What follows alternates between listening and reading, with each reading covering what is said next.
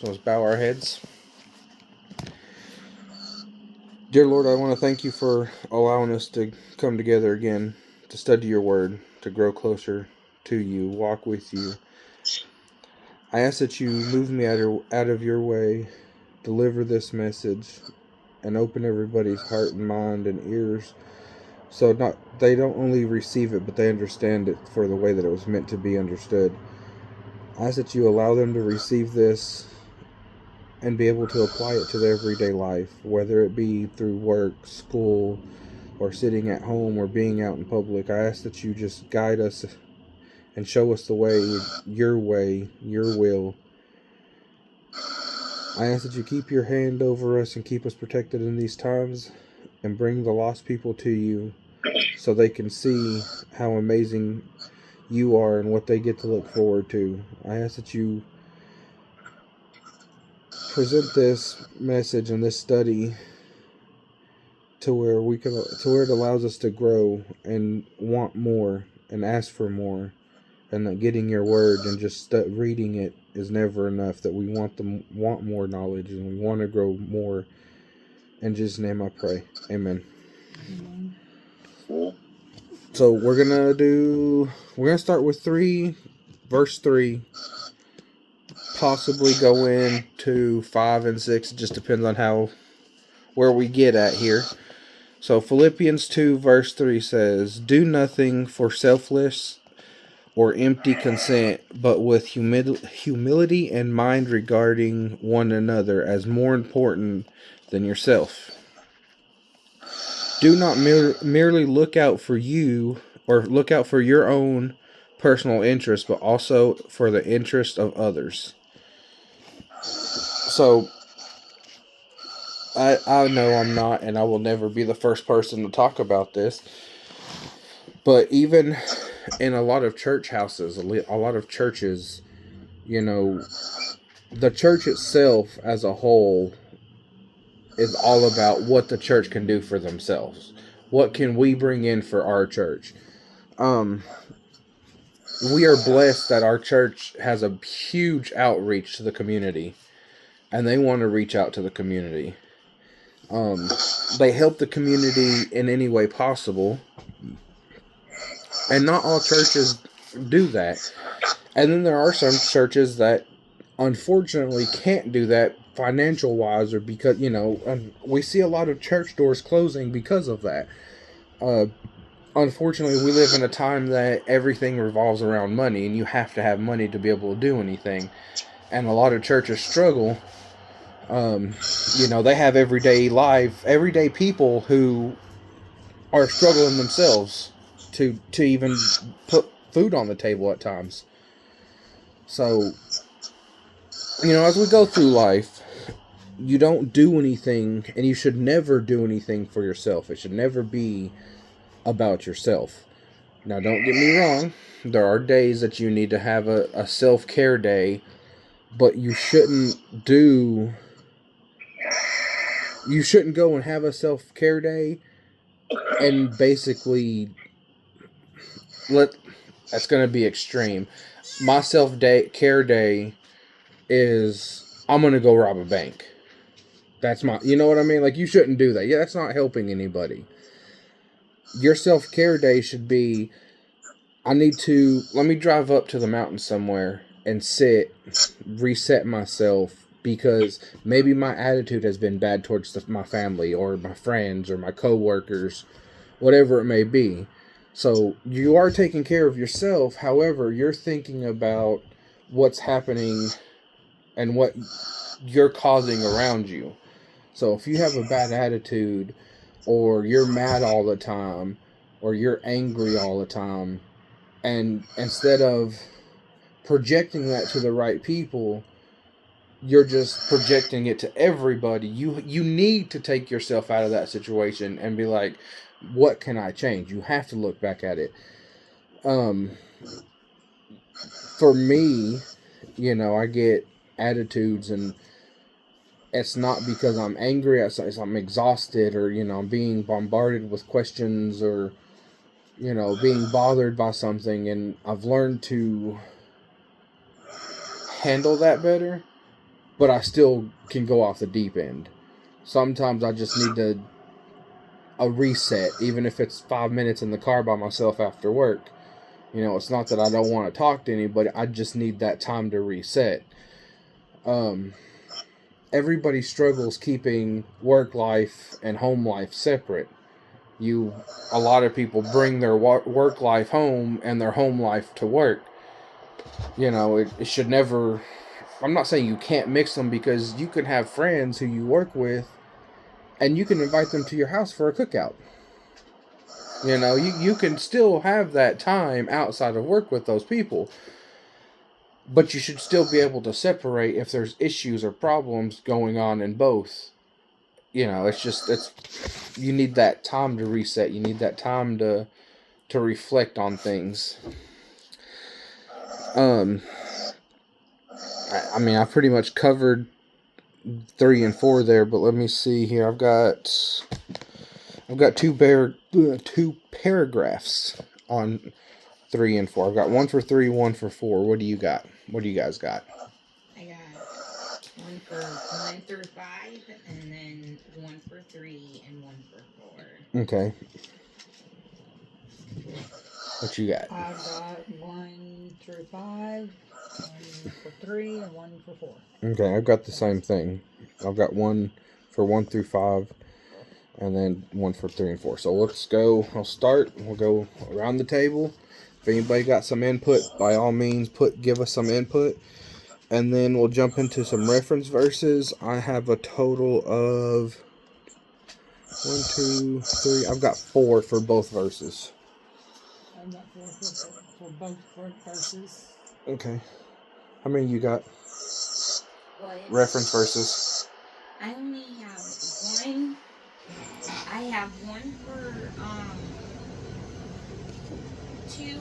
I have 1 for 3 for 3, and 1 for 4. Okay, so I'll get the same as me. So we're just looking at 2 and 3, but the paragraphs, I'll read the 3 paragraphs because it goes into it. So this first paragraph is verses 1 through 5, so give us a little more recap. Many people, even Christians, live only to make a good impression on others or to please themselves. But selflessness or empty consent brings discord. Paul therefore stressed spiritual unity, asking the Philippians to love one another and to be one in spirit and purpose. When we work together, caring for the problems of others as they were our problems, we demonstrate Christ's example of putting others first, and we experience unity.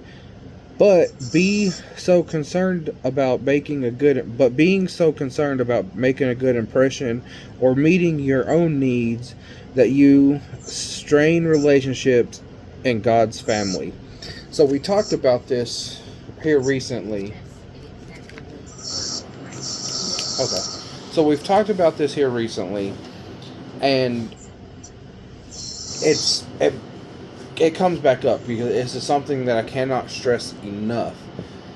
It's not a bad thing to not care about what's going on in other people's lives sometimes. However, if you're going to care about what's going on in other people's lives, you cannot forget what's going on in your own life. You can't overexert yourself for helping other people if you can't help yourself. If you cannot help yourself, you're not doing other people anything except just basically giving them empty promises. Everybody struggles. It's not easy. Everybody has issues that they can't resolve.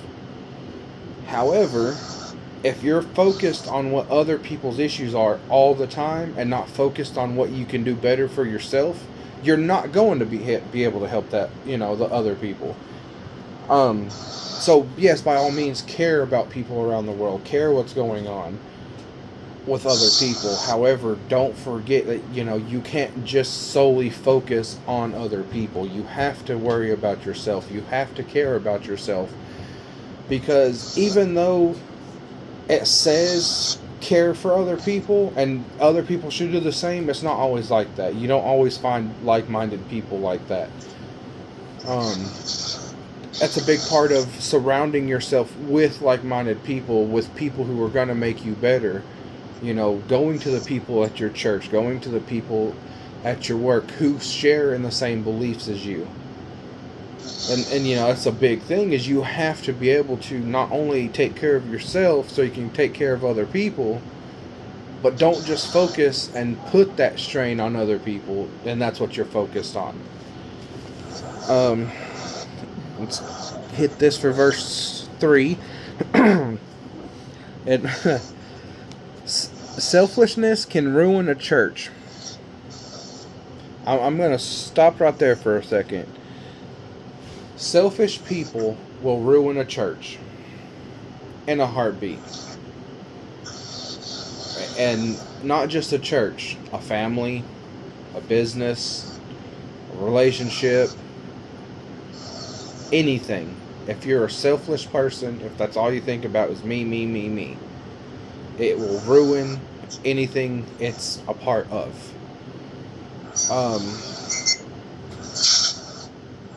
I'm not perfect. I forget. I have kids. I got a wife. I sometimes want to go spend money on things that I don't need. But when I go and I'm sitting here thinking I'm getting ready to buy something, I look at it, it's like, no, because my family needs me, and this is not a need right now. This is just a want. So I have to step away from that and not buy it, and not spend the money on that. I can tell you right now, I made a really good purchase today that involved the family, or at least some of my family, because others were not with us. But seeing the joy on Elijah's face and Heather's face from us shooting today is a purchase that I would make every single day. Oh yeah. It's worth it, right? It's yes, I was doing that for myself because I needed to shoot too, or I wanted to shoot too, but however, I was thinking about, you know, this is something that Elijah enjoys. This is something that he essentially probably would have never done, not necessarily couldn't have done, but would have never done if we didn't take him and give him that opportunity. You know, he has that opportunity to do this, and he gets the opportunity to do it with us. Then I go and look, and I'm sitting here thinking, like, I want to go and, for me, I want to go to a soccer game, a World Cup game.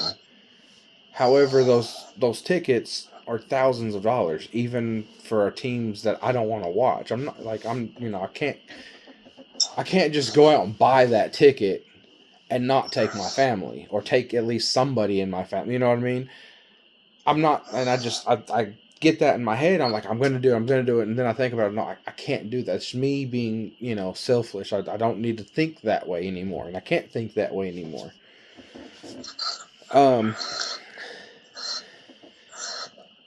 Let's continue here. Genuine humility can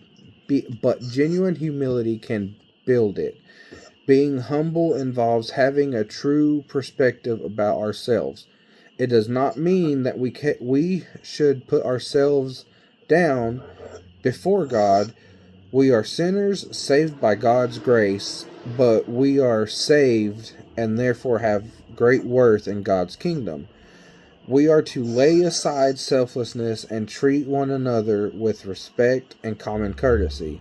Consider others' interest as more important than our own. Links us with Christ, who was a true example of humility. So, I'm a sports guy. I'm just going to lay it out there. I like sports. I like football, basketball, soccer. I tried baseball. I can't get into it. I can play golf. I can't watch golf. I like watching hockey. So things like that I'm interested in. I have a wife who is the same way. She's interested in stuff like that, more football than anything.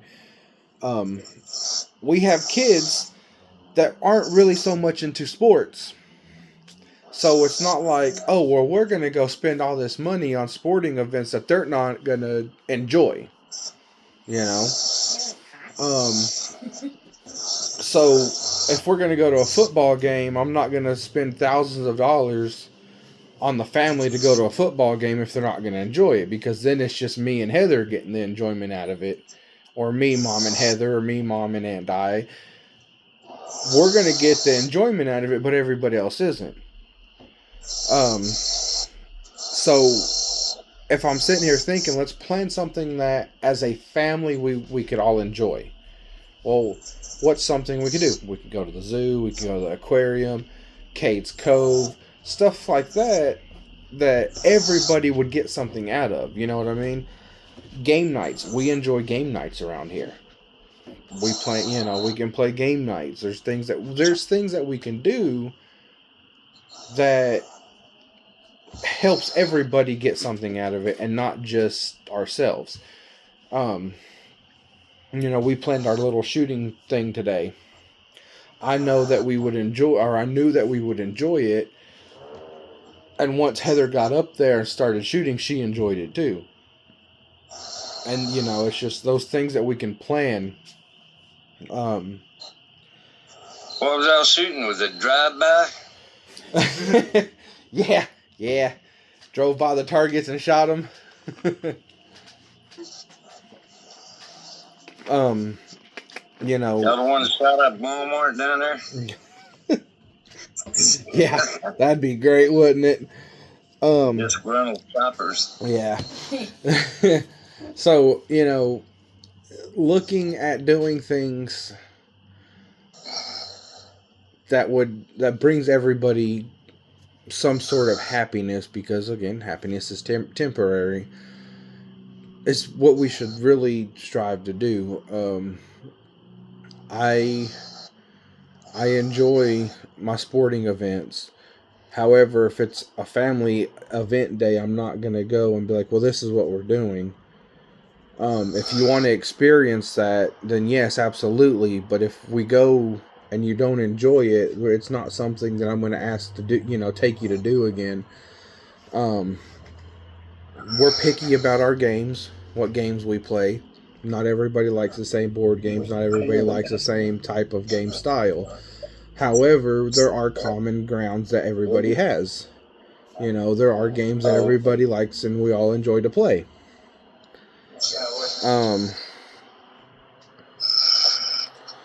It's not compromising, because you should never have to compromise in anything. It's improvising. Right. Yes, it is improvising. There's things that I do that Heather doesn't like to do. It's not that she doesn't want to be around or spend time with me. It's just that's something that she's not interested in. However, she still does it with me, or at least sits there close in proximity with me. Because a lot of the times it matters of, as long as you're spending time together, that's what matters. There's a lot of times that her and I are sitting on the bed or laying in bed playing on our phones, and it's not that we don't want to spend time together, but we're just both, our spending time together sometimes involves us just being in the same room, knowing that we're there. And if we spark up a conversation, then we have a full-blown conversation, and it's just random stuff.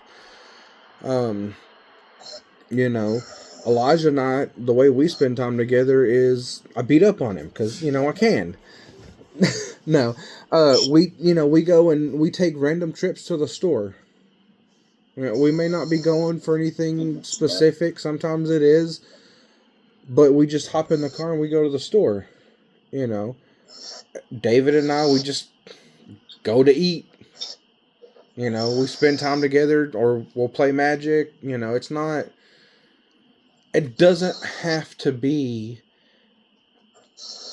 this elegant thing that you have to spend hundreds of dollars on. Just being in the same room and spending that time together, finding something in common, whether it's a TV show, a movie, games, food, just something. you have to think about what other people like, because I promise you, if you do it, you're going to find that you guys are similar in a lot of ways. You and Mom have coffee.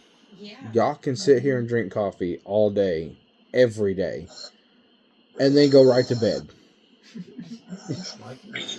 You guys have coffee, and like that's something that you guys have in common, and that could be the only thing you guys have in common. It's not, but you know what I'm saying. It could be the only thing that you guys have in common. So for you guys to find something that you can do together and not have to worry about being, oh, me, and you're thinking about other people or thinking about one another, is let's go make a pot of coffee and sit outside. You know what I mean? Like, you're not just there's always something that you can find for other people that you can do together. Me and Bailey just sit in the same room. See? And that's me and Bailey the same way. Just as long as we're just sitting there. Sometimes just she'll lay on me on the couch, it's just that's what being together. Right, it's being together. A lot of times that's what Elijah wants. Let Elijah throw a TV show on in the living room. As long as you're sitting in the living room with him, you don't even have to pay attention to the TV show. Makes you happy, right? You like spending that time together. And sometimes that's what it is you just need to find something to do that you can think about, like, not just think about yourself, about others. I know, I'm getting off subject. So, verse 4's paragraph. Philippi was a cosmopolitan city. The composition of the church reflected great diversity with people from a variety of backgrounds and walks of life. Acts 15 gives us some indication of the diverse makeup of the church. That's Acts 16. Is it? Mm-hmm. Oh, Acts 16, sorry. That's okay. The church includes Lydia, and Jewish convert from Asia, and a wealthy businesswoman. The slave girl, probably a native Greek, and a jailer serving the colony of the empire, probably a Roman, with so many different backgrounds among the members. Unity must have been difficult to maintain. Although there is no evidence of a division in the church, its unity had to be safeguarded. Paul encouraged us to guard against our selfless prejudice or jealousy that might lead to decisions. Showing genuine interest in others is a positive step forward in maintaining unity among believers. So, something that unites all of us and we all have in common is our belief in Christ. Our salvation, everything that we do for Christ. Or at least we should strive to do for Christ.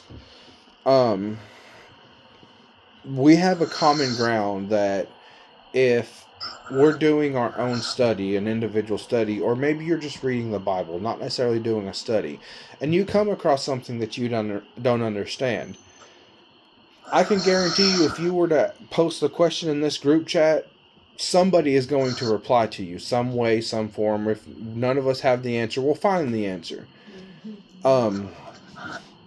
We were told by a wise man that sometimes it's okay to say I don't know when it comes to these questions. Because I can guarantee you not everybody knows the answer to these questions.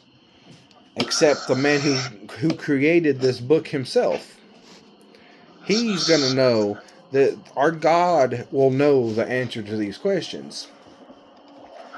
So if you are asked or you're approached by somebody and you're asked a question and you don't know the answer, it's okay not to know the answer. Somebody could help you find the answer, or somebody could help you get the answer. But it's okay not to know that answer. Y'all, you guys have anything different in your verses, or is they all the same? No, my paragraphs has like it gives reference verses to where it says Acts 16 gives us some indication of the diverse makeup of the church. Yeah. It gives me a whole bunch of verses to look at. Mine does too. Okay. Okay. So let's jump into our reference verses for verse 3. The first one's going to be Galatians 5:26, and you don't have to turn there. I'll do all the turning unless you want to.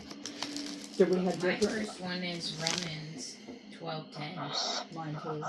No, I've got Galatians 5:26, and I then have that, but that's not my first one. and then I've got Romans too. And I've got 1 Peter 5. Me too. Also. Nope, I don't have 1 Peter. I've got Ephesians Okay, go ahead. Oh, you have Ephesians what? 5:21. All right, let me get here. Sorry. I told you one of these days I'll remember where all these books are. I say that, but probably not. I gotta go back just a tad bit. Galatians 5:26.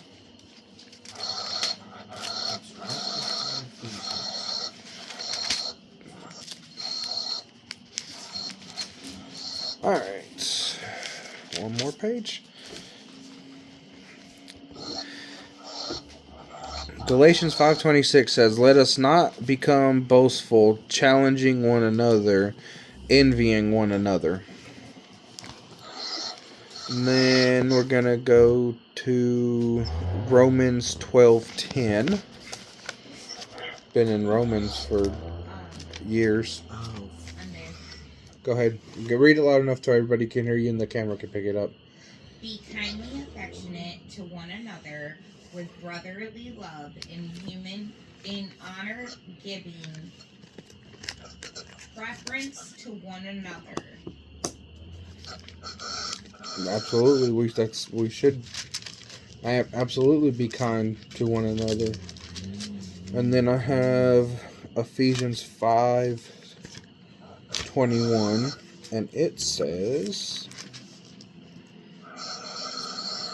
"And be subject to one another in the fear of Christ." And then what's the other verse you guys have? 1 Peter 5:5, I have it. Likewise, ye younger, submit yourselves unto the elder. Yea, all of you be subject one to another, and be clothed with humility. For God resisteth the proud, and giveth grace to the humble. And then for 4, I've got Romans 15:1. I have 1 Corinthians 10:1. That's what I have. Daniel, Romans what? 15:1.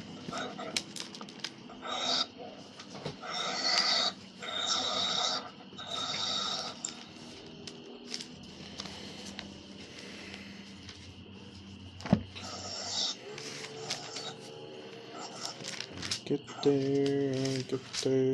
And it says, "Now we who are strong ought to bear the weakness of those without strength, and not just please ourselves."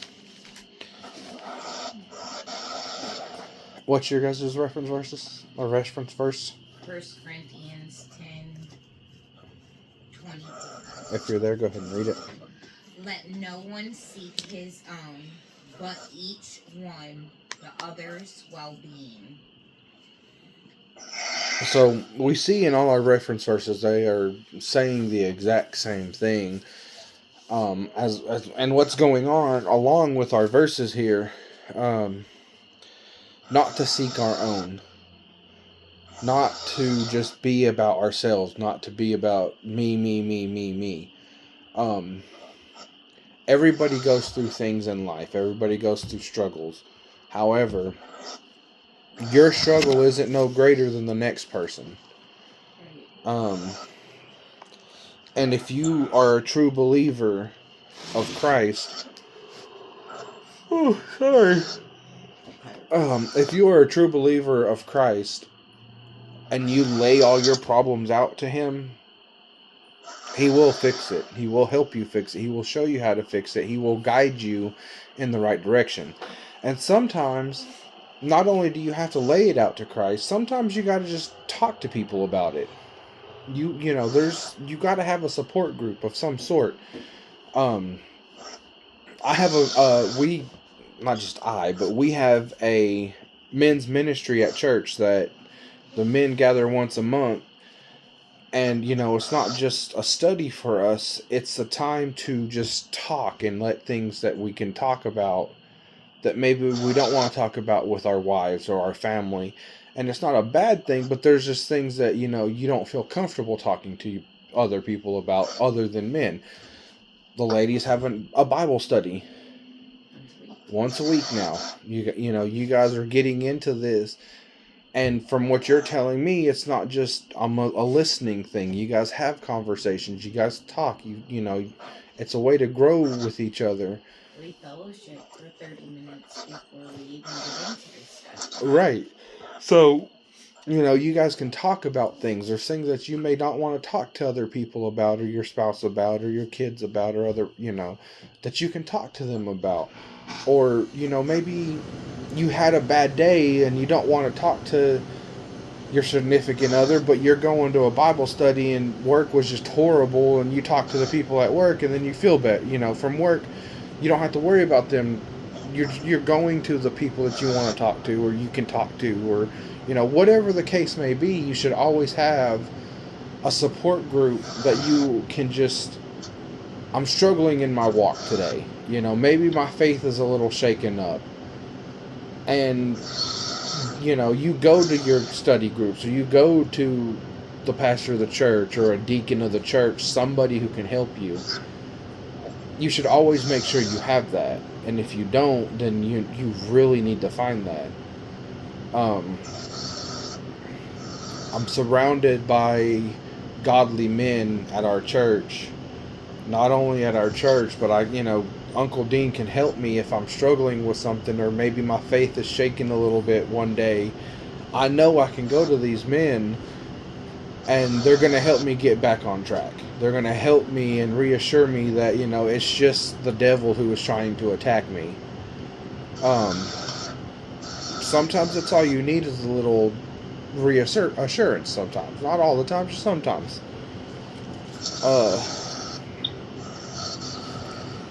Let's go ahead and let's go down to verse 5.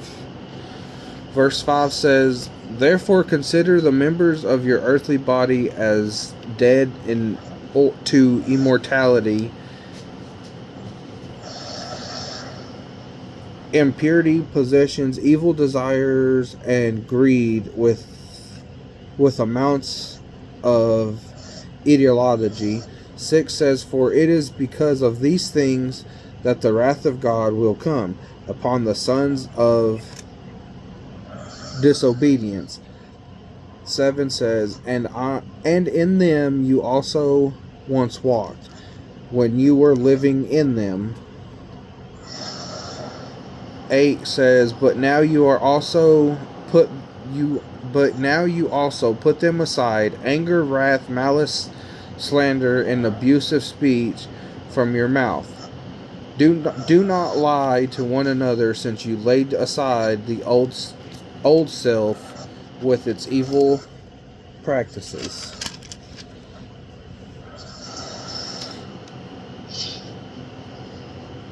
And then we'll stop at 10. No, we'll stop at 11. Well, 12, I guess. We'll read through 11.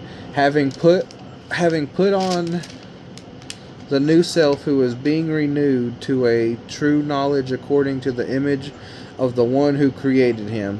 A renewal in which there is no distinction between Greek and Jew, circumcised and uncircumcised, barbarian, slave. I don't even know how to say that. I don't know where you're at. In Mine. 11. No, but Philippians? Yes. That does not. No. No. Oh, sorry. I'm way off. We're I- Sorry. I kind of grabbed one too many pages. I was like, what? I know, I'm reading going, I am no. Yeah, I was. Let me restart this. 5, 6, who, although he existed in the form of God, did not regard equality with God a thing to be grasped, but emptied himself, taking the form of a bondservant and being made in the likeness of men. Being found in appearance of as a man, he humbled himself by becoming obedient to the point of death, even death on the cross. That makes more sense. That's my bad. We'll stop at 8. You know, as humans, we struggle with humility. We struggle with the fact of saying, I'm not the best at something. I try to, and I struggle with it. I try to look at myself, and no matter what my position is or what I'm doing, there's always going to be someone better than me. I'm good at what I do. I'm good at my job. I'm good at things that I know that I'm good at. However, there's always going to be somebody better than me. There's always going to be somebody who I can learn from. There's always going to be somebody that can teach me something that I would have never known or thought about or looked at if it wasn't for that person.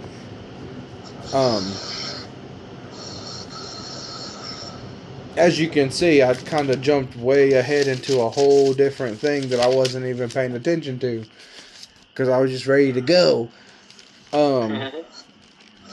Like, I get excited about being able to do this, being able to read, be able to study, and, you know, have you guys here with me. It brings a lot of excitement in my life. It fills me to where I feel like I have something, you know, that there's a purpose in my life, which a lot of you know that I feel empty when I'm at work and I have no purpose. And it's not that it's a bad thing that where I'm working or I'm miserable at work. However, God is leading me to do something more and something bigger, and I don't know what that is until He reveals that to me, and I just got to ask Him what it is, and I've got to take that leap of faith. Am I planning on quitting my job? No, absolutely not. I can't quit my job because bills got to be paid. Things have to be taken care of. However, the Lord has something bigger planned for me, and when the time is right, when He wants me to do it, He's going to put it right in front of me. I can't run from that, because all it is going to make it harder on me. I have to accept it. If He calls me to be a missionary, then I'm going to have to take that leap of faith and be a missionary, take those trips. Not every trip, just I've got to be able to do, I've got to be able to put myself and everything that I need or think I need aside and do what the Lord is calling me to do. I struggle with that a lot, just like everybody else does. And, we're sitting here reading, and verse 7 really stuck out. But emptied himself, taking the form of a bondservant, and being made in the likeness of man. Our God, the creator of the earth and heavens, and everything in between, humbled himself to take form of a man, and not just any man, a bondservant. The lowest of the low in the society at the time. And this is what he's like, this is what I want to be. This is what I'm going to do. I'm going to walk every single day as this person. And he could have just easily said, no, let's start over. no, let's just end it for them. Let me figure something else out. And I'm thankful that he didn't. That he came down. He knew what was going to happen. He could have stopped it. You know, he knew that he was going to be hung on that cross. He knew that he was going to die. He knew all the things that happened to him before they happened. And, you know, we hear a lot of the times giving people the benefit of the doubt. You know, you need to give this person the benefit of the doubt. You need to give this person a chance. And sometimes that's all you need to do is give that person a chance because, you know, you don't know what they're going through. You don't know what's going on in their life. God could have never gave man the benefit of the doubt. He could have never gave them a second chance. Did we blow that second chance? Absolutely. Oh, we blew that thing right out of left field. It was way out of left field. However, we're here. You know, he allows us to make these mistakes. He allows us to learn from the mistakes that we make. And hoping that we don't continue making the same mistakes. We're going to have growing pains. We're going to have, you know, there's going to be times that even reading in the Bible that your faith is going to be shaken a little bit. You're going to question things. But that's what he wants you to do because that's how he tests your faith. He tests you by giving you these things, these trials and tribulations that you go through every day because he knows you can handle it. He knows you can take care of it. And you never want to look at yourself beyond that.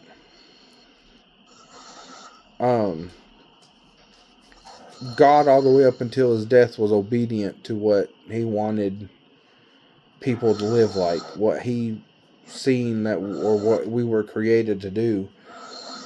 Do you think that he wasn't tempted? Do you think that, you know, the Lord didn't get tempted by the devil? Do you think that he didn't have all these issues that we had and we have today?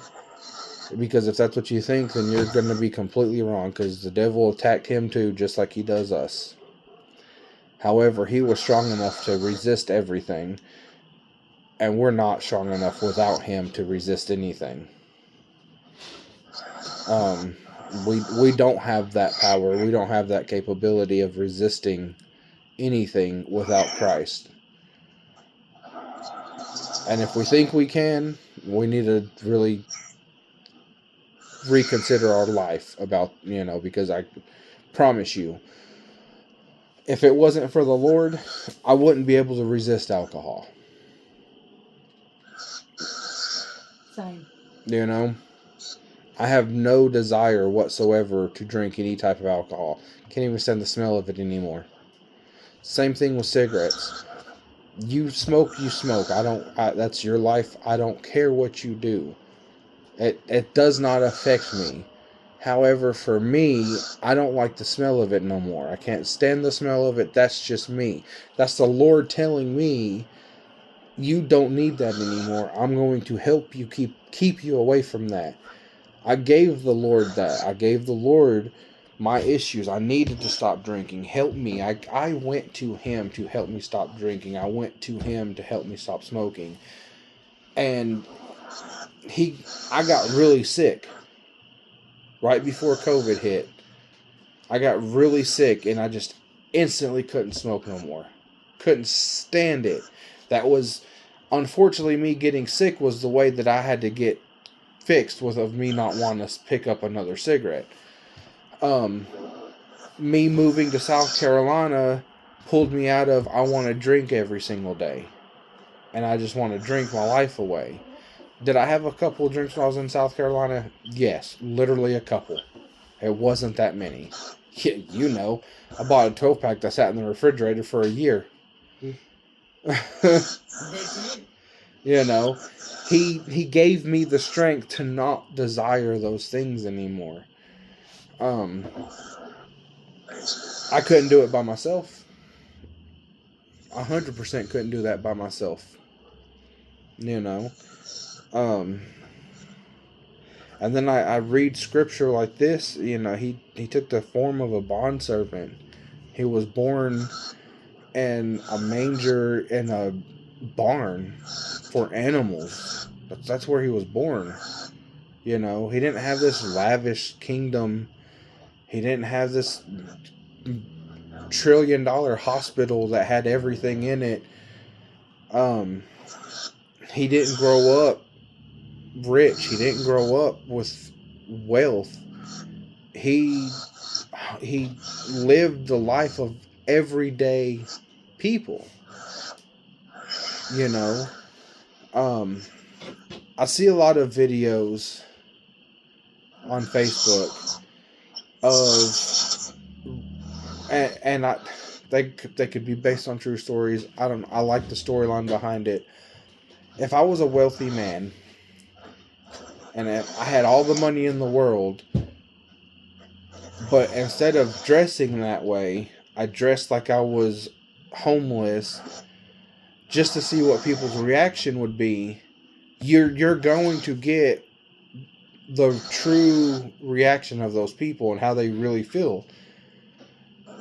Compared to where if I was rich, dressed rich, and walked out, people are going to basically worship the ground that you live on because you have all this money, you have all this power. They think that you can do all this stuff for them. We were talking Monday, and then we were talking last night in our, I had mentioned this. When you're at the lowest of your low, and you're what they call rock bottom, you will know who your true friends are. When you're at the highest of the high, and you've got everything going for you, then everybody wants a piece of that until you lose it all. When you're at the bottom and you can't go down anymore, your true friends will be there. Those are the people that you need to be with and you need to surround yourself with because they genuinely care. They want you to get out of that place. They will help you get out of that place. Jesus walked with those people. Jesus picked those people out of crowds because he knew and seen the potential of these men and women that,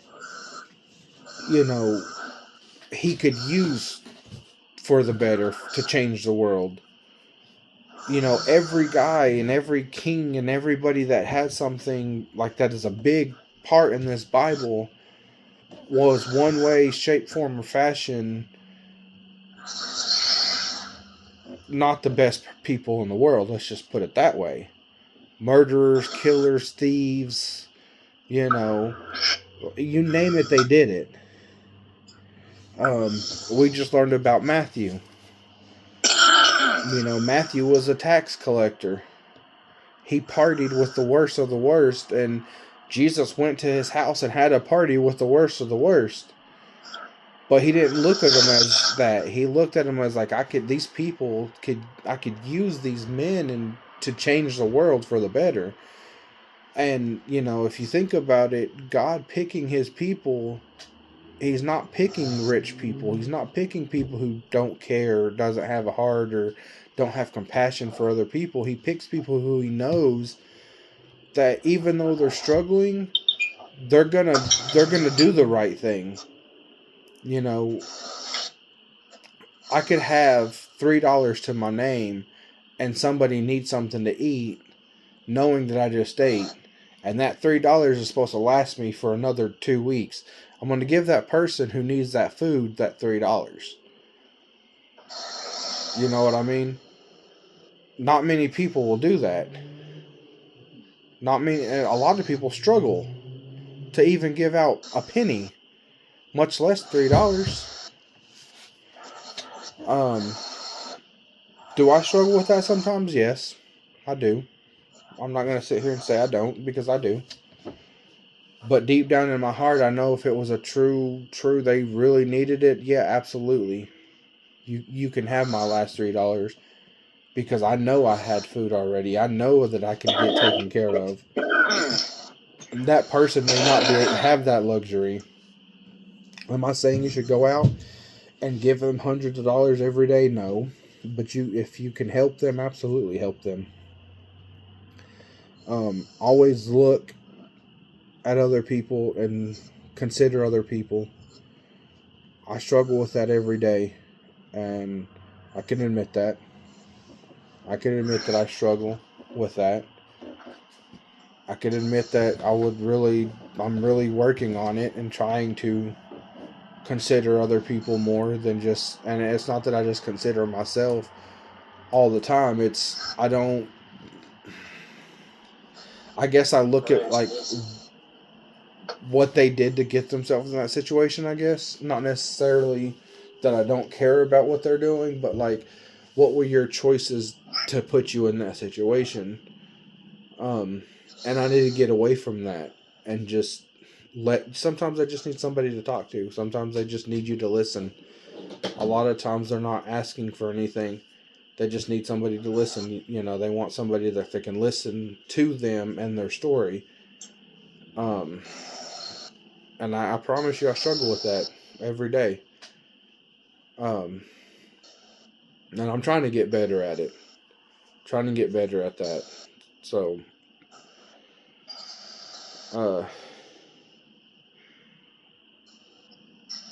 I hope that at some point in your life you can apply this to your life.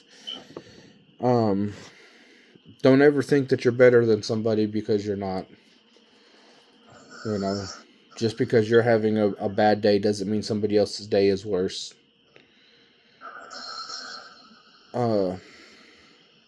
Sometimes all you need is just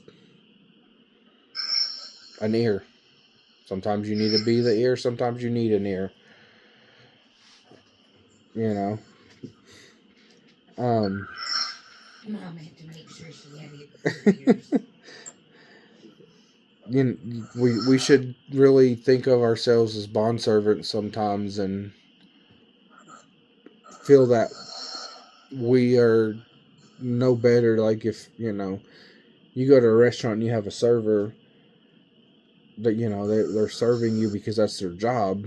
Well, we should serve people not necessarily in that manner, but we should serve people the food of life here, because that is our job as Christians.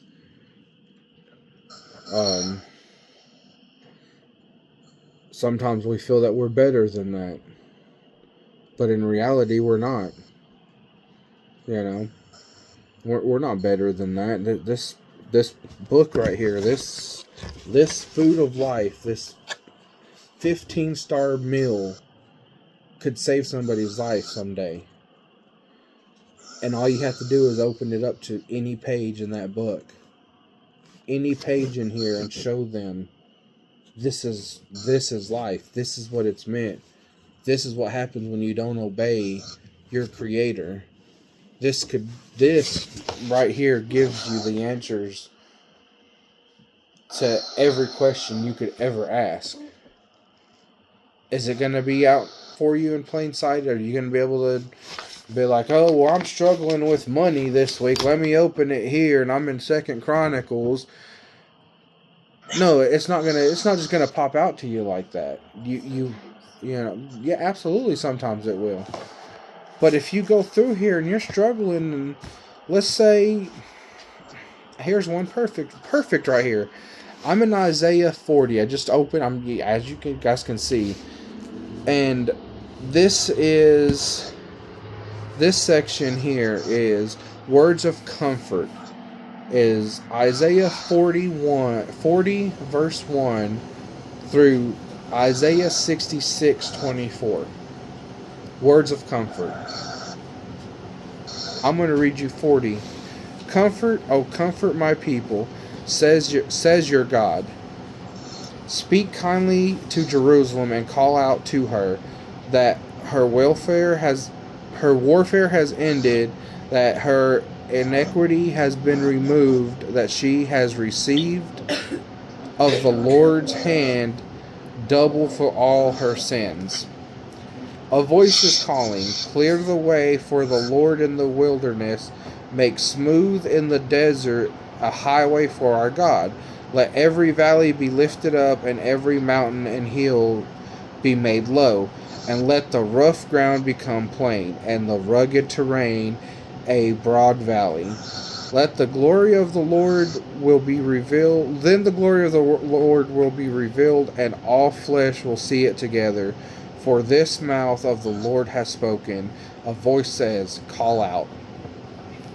Isaiah what? Isaiah 40, verse 1 through Isaiah 66, verse 24. Wait, Isaiah 40, verse 1. Through Isaiah 66, verse 24.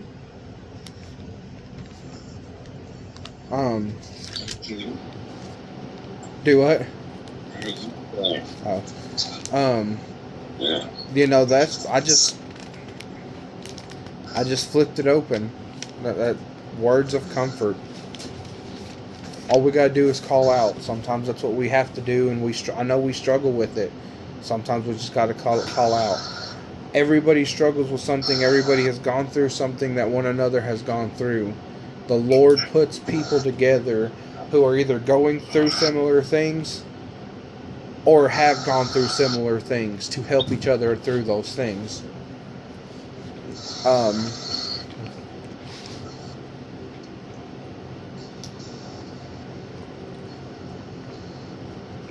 Sorry, getting a little parched there. You know, God works in mysterious ways, and we won't ever completely understand what we go through and why we're going through it and how come we're going through it. But there's a reason we're going through it. There will always be a reason why we're going through it. And 9 times out of 10, that reason is because the Lord is trying to make us stronger and see our worth.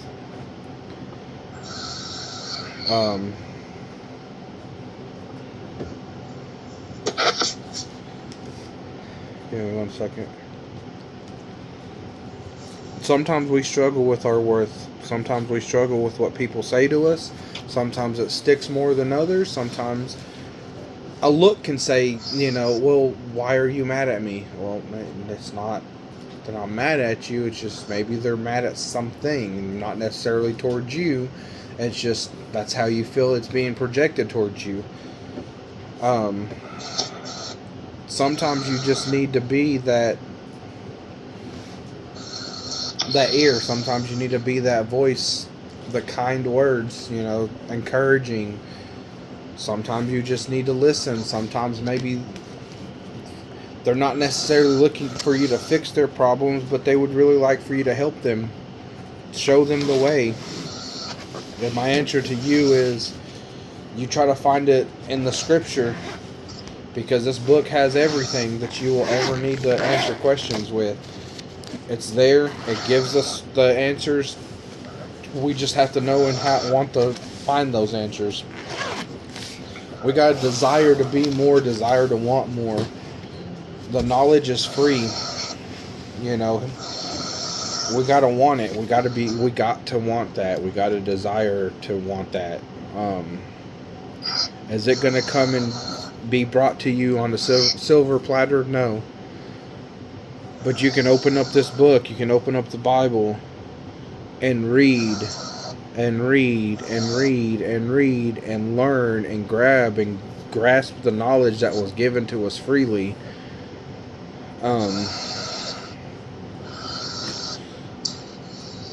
You know, I learned in one of my lessons that the King James Bible is the only Bible that doesn't have a copyright on it.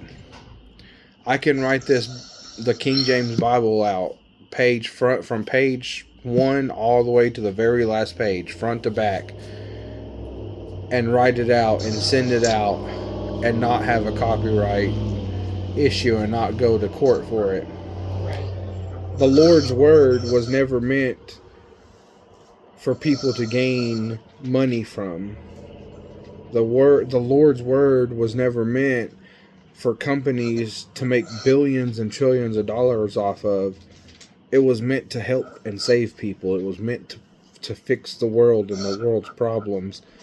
But greed has taken over. You know, we read in Scripture that Jesus walks into the temple and kicks everybody out because they had turned the temple into something it was never supposed to be. So, find your support group. You know, I encourage everybody to find that support group that's going to help them. And I encourage that support, and I encourage you to find that in godly, like-minded people. Yes, we will struggle. Yes, we will have issues that, you know, sometimes you feel like they won't be fixed or they can't be resolved. But I promise you, God can fix them. It may not be when you want them to be fixed, but He will fix them when the time is right. And we just have to be patient for it. Sorry for all the rambling. I hope everybody got something out of it and learned something out of it. Just got to try to apply it to everyday life, and I know it's hard. I'm not saying you need to go out and serve as a bondservant and, you know, do somebody's every becking call and do whatever they want. But you do need to serve the Lord and do what He's asked you to do. Spread this word, spread His word, spread the truth, the light, and bring people to Him. Save these people, because that's what He wants. He wants to save everybody. He wants the world to be saved. And all you can do is plant the seed and water it. That's all you can do. God will do the rest. That's all He asks of us to do, is to plant that seed and water it.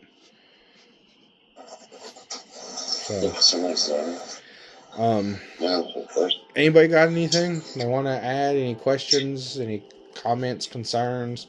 If so, I'll let you have a suggestion box and I'll give it to HR. Aaron's not here. Oh. I was just saying. For a friend. For a friend, yeah. No, Aaron didn't get to make it tonight. Oh, okay. I appreciate everybody coming, being a part of this. Appreciate you guys showing up. Train's going by.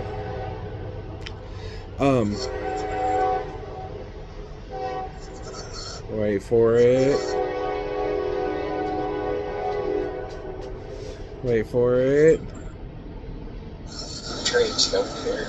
Alright, we're good. If nobody's got anything, then we'll pray out, and I will hope you guys have a good weekend, and I will see you guys next week. Dear Lord, I thank you for allowing us to study your word and to grow with you. I want to thank you for giving us this opportunity, giving us another day. I ask that you protect us and help us and guide us in your way. We know that it's a struggle. You know that it's a struggle, and you know that we struggle with this every single day. Our faith sometimes gets shaken, and you know what's going to happen, but you're always there. You're always walking with us, protecting us and bringing us back to the light, bringing us back to truth. I ask that you guide everybody here. I ask that you give them the strength to plant that seed and to water it and watch your work grow in other people. I ask that you bring the lost people to you. That way we can get inch closer and closer to peace.